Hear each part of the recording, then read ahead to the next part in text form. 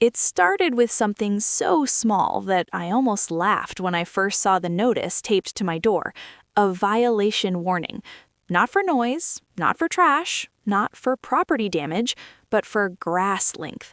According to the HOA, my lawn exceeded the acceptable height by a fraction of an inch. I had lived in the neighborhood long enough to know the rules, and my yard was no different from half the street. Still, the warning came with a deadline, a fine, and a subtle threat that future violations would escalate accordingly. At first, I treated it like a bad joke. I mowed the lawn again, took photos for proof, and assumed that would be the end of it. It wasn't.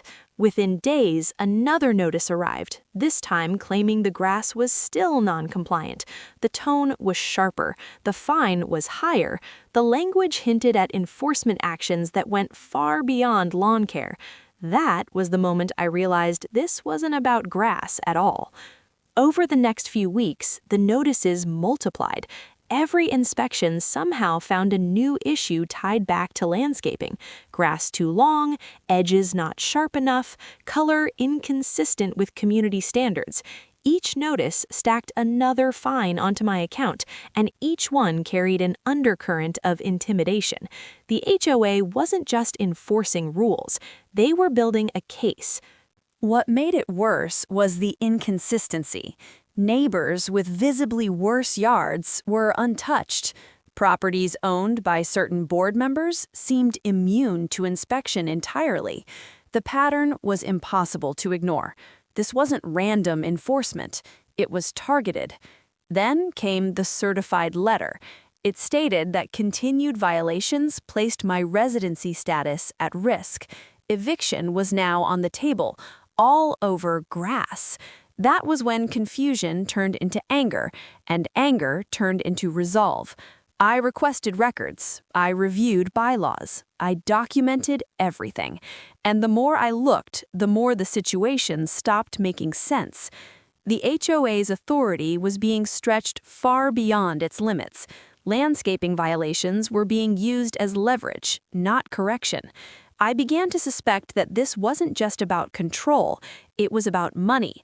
The fines were excessive, the deadlines were impossible, and the pressure was relentless.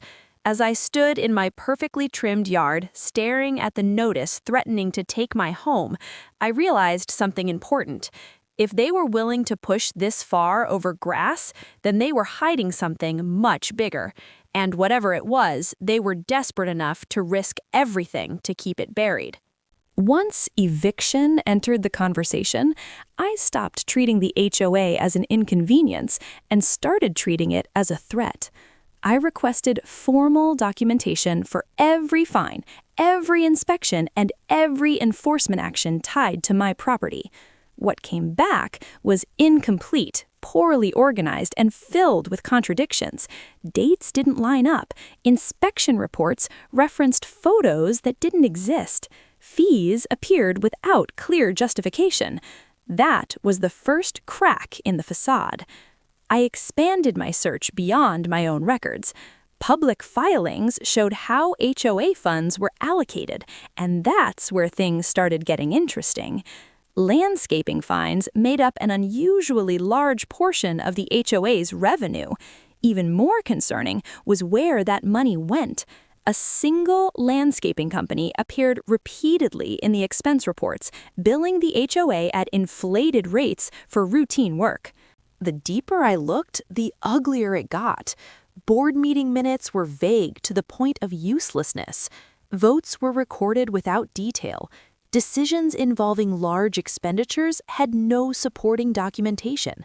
The HOA operated less like a community organization and more like a closed system designed to benefit a few insiders. Meanwhile, the pressure on me increased. New violations appeared weekly, always tied back to the same landscaping standards. The fines grew faster than I could reasonably contest them. It was clear they wanted me overwhelmed, desperate, and compliant, or gone. But instead of backing down, I organized everything. Every notice, every fine, every payment demand. I compared enforcement patterns across the neighborhood and documented selective targeting. The evidence painted a clear picture of abuse of power. Then I found something that changed everything. A clause buried deep in the HOA bylaws limited enforcement authority in cases where violations were disputed and under review. According to their own rules, the HOA had no legal right to escalate enforcement while an appeal was active. Yet they had done exactly that, multiple times. That meant the eviction threat wasn't just unethical, it was illegal. With that realization, fear turned into confidence. They weren't untouchable, they were sloppy, and they had underestimated how far I was willing to go to protect my home. Armed with documentation, I stopped responding emotionally and started responding strategically. Every communication was formal, every deadline was logged, every violation was contested with evidence. The HOA's usual intimidation tactics suddenly lost their effectiveness. They were no longer dealing with a passive homeowner, they were dealing with someone who knew the rules better than they did. The tone of their notices changed, the threats became vaguer, the timelines stretched. That alone confirmed what I suspected. They knew they were exposed. I escalated the issue beyond the HOA. Regulatory agencies received detailed complaints outlining selective enforcement, financial conflicts of interest, and bylaw violations. I included records, timelines, and financial discrepancies. What had once been an internal HOA matter was now a documented case of potential fraud. At the same time, other homeowners began to notice what was happening. Quiet conversations turned into shared experiences. Others had faced similar fines. Others had questioned the landscaping rules. Many had paid, simply to avoid trouble. Together, those stories formed a pattern too large to ignore. The HOA attempted damage control. Inspections slowed. Fines were quietly withdrawn. My eviction threat disappeared without explanation.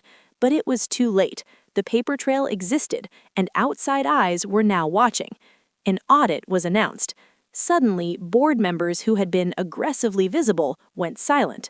The landscaping company stopped appearing in expense reports. Emergency meetings were held behind closed doors. The sense of panic was impossible to miss.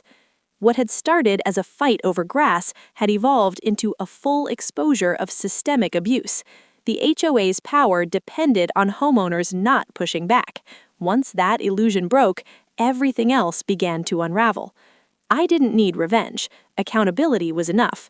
The truth had momentum now, and there was no stopping it. The audit results confirmed what the records had suggested all along: financial mismanagement, undisclosed conflicts of interest, improper enforcement practices, funds funneled through preferred vendors. The findings were thorough and damning. Board members resigned one by one. Some claimed ignorance, others blamed procedure. None could explain the documentation. The landscaping company's contract was terminated. The fines tied to its enforcement strategy were invalidated. Homeowners received refunds, some dating back years. The HOA's authority was restructured under external oversight. New rules limited enforcement power and required transparency in all financial decisions. What had once felt like an untouchable organization was reduced to what it should have been all along: a service, not a threat. As for me, the violations were erased. The eviction attempt was formally retracted. My lawn, unchanged from the beginning, was suddenly compliant, without explanation. The irony wasn't lost on anyone. The neighborhood changed after that, not just administratively, but culturally. Homeowners became informed, questions were encouraged, silence was replaced with scrutiny. The fear that had allowed corruption to thrive disappeared. All of it traced back to a single notice over grass length, a small abuse of power that exposed a much larger scheme. The HOA never admitted wrongdoing directly. They didn't have to. The empty seats on the board said everything. And as I stood in my yard, still ordinary, still within reason, I realized how close I had come to losing my home over something that was never really about grass at all. It was about control, and once that control was challenged, it didn't survive.